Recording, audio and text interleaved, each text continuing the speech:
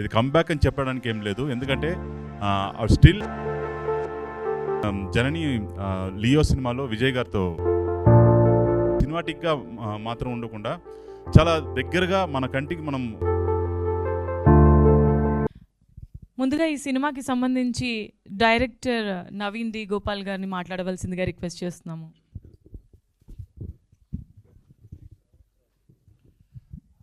ఇక్కడ విచ్చేసినటువంటి అందరికీ నమస్కారం అండి. ముందుగా మీ అందరికీ చాలా థ్యాంక్స్. మీ టైం స్పెండ్ చేసి ఇంత దూరం వచ్చి ఈ సినిమా ప్రమోషన్కి తోడ్పడుతున్నందుకు చాలా థ్యాంక్స్ అండి. సో ఉసిరే అనే సినిమా స్టోరీ ఇవన్నీ ఎలా అంటే ఒక సినిమా చూసేటప్పుడు కానీ ఆ సినిమాలో ఉన్న క్యారెక్టర్స్ కానీ ఇవన్నీ మీకు ఏదో మీ పక్కింట్లో ఎదురింట్లో జరిగినట్లే మీకు అనిపిస్తుంది. ఇది ఒక రియల్ ఇన్సిడెంట్ ఒక స్టోరీనే ఇది. దీన్ని ఎలా సినిమాకి తగినట్లు చూపించాలో అలాగా మేము కానీ మా టీం అందరూ ఈ సినిమాని వర్క్ చేసి మీ ముందుకు తీసుకొచ్చాము. అలాగే ఈ సినిమాలో యాక్ట్ చేసినటువంటి ప్రతి ఒక్కరికి నేను చాలా థ్యాంక్స్ చెప్పుకోవాలి. ముఖ్యంగా రాశి గారు మేడం చాలా సంవత్సరాల తర్వాత ఒక మంచి రోల్ చేశారు. ఇందులో హీరోయిన్కి మదర్ క్యారెక్టర్ చేశారు. మీరు సినిమా చూసేటప్పుడు తెలిసింది ఆవిడ ఒక పర్ఫార్మెన్స్ ఏమాత్రం ఇది కమ్‌బ్యాక్ అని చెప్పడానికి ఏం లేదు. ఎందుకంటే స్టిల్ ఆవిడొచ్చి ఆ వైబ్లోనే ఉన్నారు, మంచి యాక్టింగ్ ఇదిలోనే వైబ్లోనే ఉన్నారు. థ్యాంక్ యూ మేడం, ఫస్ట్ మీరు ఈ సినిమాకి ఒప్పుకొని చేసినందుకు చాలా థ్యాంక్స్.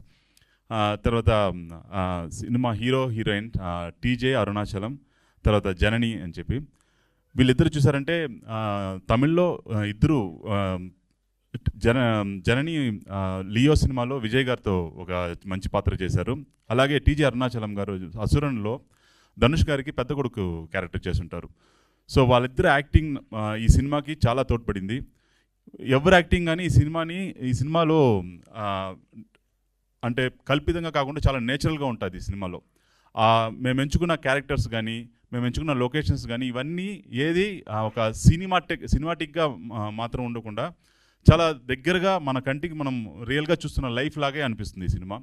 అలాగే ఈ సినిమాకి మంచి మ్యూజిక్ అందించిన కిరణ్ జోష్ గారు చాలా మంచి మ్యూజిక్ ఇచ్చారు. ఇప్పుడు మీరు వినుంటారు సాంగ్స్. చాలా థ్యాంక్ యూ కిరణ్. తర్వాత ఈ సినిమా ఒక కెమెరామ్యాన్ మార్కీ సాయి, ఆయన రాలేకపోయారు.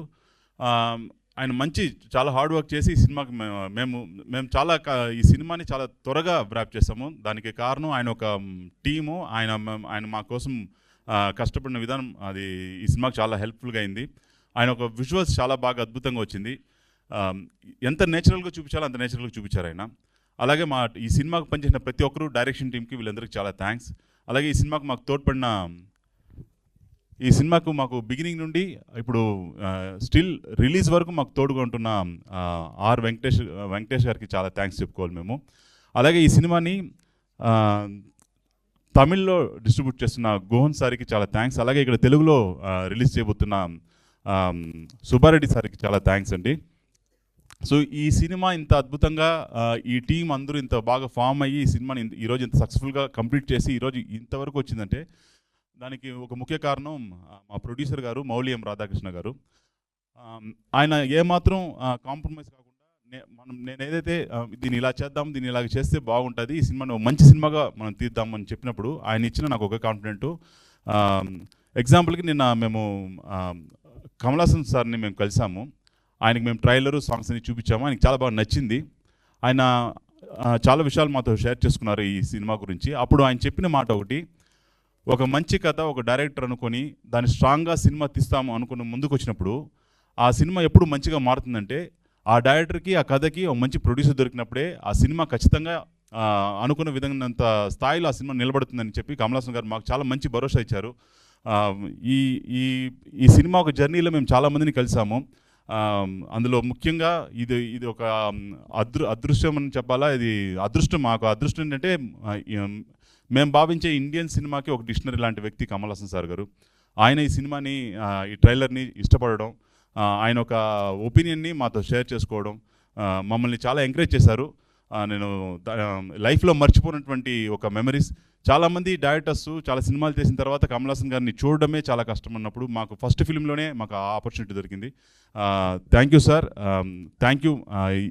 అలాగే మేము ఈ సినిమా ఒక విలేజ్లో షూట్ చేసామండి. ఆ ఊరు పేరు వచ్చి బంగారెడ్డిపల్లి, చిత్తూరులో. ఈ సినిమా మొత్తం మేము చిత్తూరులోనే షూట్ చేసాము. 90% చిత్తూరులో చేసాము. దాని తర్వాత మిగతా పోర్షన్ అంతా అక్కడ చెన్నై, ఆ విధంగా వేలూరు అలాంటి ప్లేస్లో తీసాము.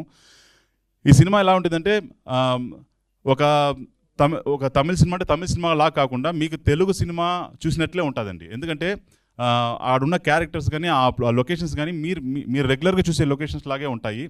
అలాగే ఈ సినిమాని మేము చాలా సక్సెస్ఫుల్గా అక్కడ షూటింగ్ చేసాము. దానికి మాకు తోడ్పడిన మన చిత్తూరు ఎమ్మెల్యే గురజాల జగన్మోహన్ గారికి మేము చాలా ధన్యవాదాలు చెప్పుకోవాలి. సో ఈ సినిమాకి మీరందరూ ఖచ్చితంగా ప్లీజ్ మీరు ఇక్కడున్న ప్రతి ఒక్క సోషల్ మీడియా ఫ్రెండ్స్ అందరికీ నేను రిక్వెస్ట్ చేసుకున్నది ఒకటే, ఒక కొత్త టీం ఏదో సాధించాలని వస్తారు. ఇక్కడ మేమున్న ప్రతి ఒక్కరు కొత్త వాళ్ళే. నేను డైరెక్టర్ కొత్తవాడిని, మా ప్రొడ్యూసర్ గారు కొత్త వాళ్ళు, ఒక రాశి గారు తప్ప అందరూ ఒక న్యూ టీమే. మేము నమ్ముకున్నదంతా ఒకటే, ఓ మంచి సినిమాని, మంచి కంటెంట్ని నమ్ముకున్నాము. ఈ కంటెంట్ని మీరు ప్రజల దగ్గరికి తీసుకెళ్లాలని మేము మనస్ఫూర్తిగా కోరుకుంటున్నాము. థ్యాంక్ యూ, ధన్యవాదాలు.